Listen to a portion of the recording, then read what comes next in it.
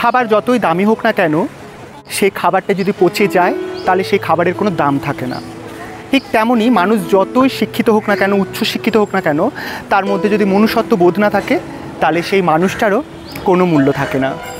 কলম যতই দামি হোক না কেন, সেই কলমের ভেতরে যদি কালি না থাকে সেই কলমটি যেমন মূল্যহীন হয়ে যায়, ঠিক তেমনই মানুষ যতই উচ্চশিক্ষিত হোক না কেন, তার ভেতরে যদি মনুষ্যত্ব বোধ না থাকে তাহলে সেই মানুষটি কিন্তু মূল্যহীনই হয়ে যায়।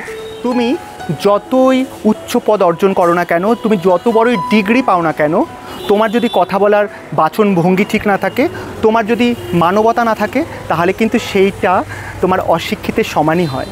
আপনার উচ্চশিক্ষার সাথে সাথে সুশিক্ষার খুব প্রয়োজন। উচ্চশিক্ষা আপনাকে পেটের রোজগার, পেটের ভাত জোগাতে সাহায্য করবে, আর সুশিক্ষা আপনাকে মানবতা বজায় রাখতে সাহায্য করবে। এবার আপনার উপর নির্ভর করছে আপনি উচ্চশিক্ষা চান নাকি সুশিক্ষা চান, কিন্তু মানবতা বজায় রাখার জন্য মনুষ্যত্ব হওয়াটা খুব জরুরি।